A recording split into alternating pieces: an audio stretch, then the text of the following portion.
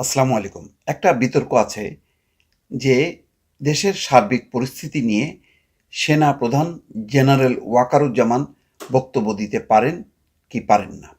এই বিতর্ক মানে কেউ বলছেন যে পারেন, কেউ বলছেন পারেন না। এই অবস্থায় আমির খসরু মাহমুদ চৌধুরী বিএনপির স্থায়ী কমিটির সদস্য তিনি বলছেন গণতান্ত্রিক প্রক্রিয়ায় ফিরতে সেনা প্রধান বক্তব্য দিলে সমস্যা কোথায়?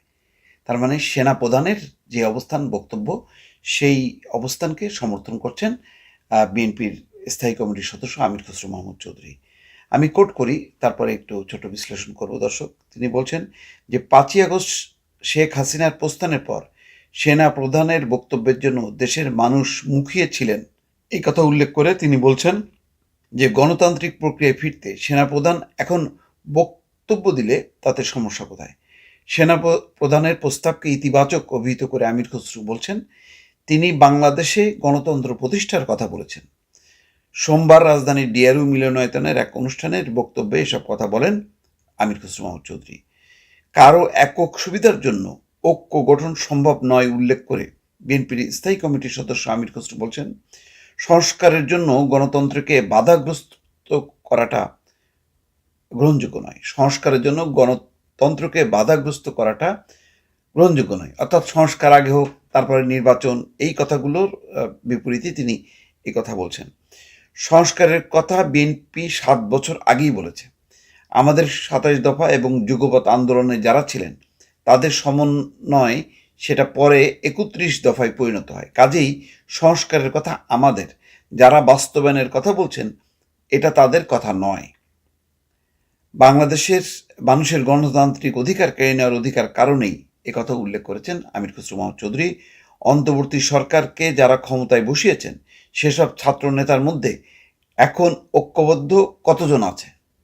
অর্থাৎ যারা মানে এই অন্তর্বর্তী সরকারকে ক্ষমতা আন্দোলন ওই সময় যারা আন্দোলন করেছে তাদের মধ্যে কতজন ঐক্যবদ্ধ আছে এই প্রশ্নও কিন্তু তিনি তুলছেন।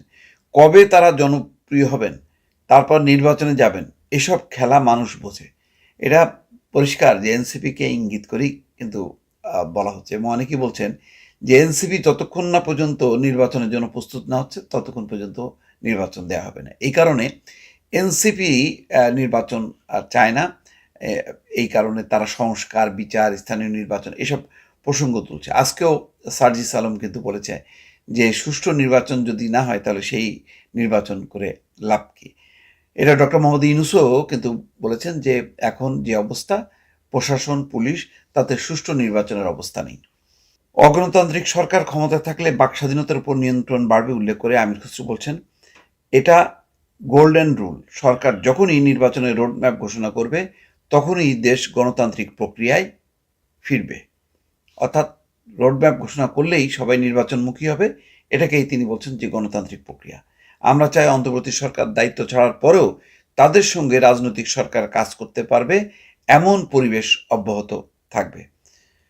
জুলাই গণঅভ্যুত্থানের মানুষের ত্যাগকে স্মরণ করে তিনি বলছেন এখন মনে হচ্ছে হাসিনা শুধু কিছু মানুষের মৌখিক কথায় পালিয়ে গেছে।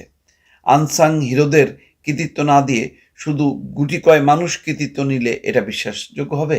তার প্রশ্ন। যাই হোক, এই বক্তব্যে বোঝা যাচ্ছে যে তিনি এনসিপিকে উদ্দেশ্য করে, ছাত্র নেতাদেরকে উদ্দেশ্য করে এবং নির্বাচন যে পেছানো হচ্ছে তাদের কারণে সে বিষয়টি উল্লেখ করেছেন। সবচেয়ে বড় কথা হলো যে সাম্প্রতিক সময় সেনা প্রধানের বক্তব্য নিয়ে যে নানা রকম আলোচনা সমালোচনা হচ্ছে, সেই অবস্থায় তিনি সেনা প্রধানের বক্তব্যকে গুরুত্ব দিলেন বা সমর্থন করলেন। দর্শক ভালো থাকবেন। আল্লাহ হাফেজ।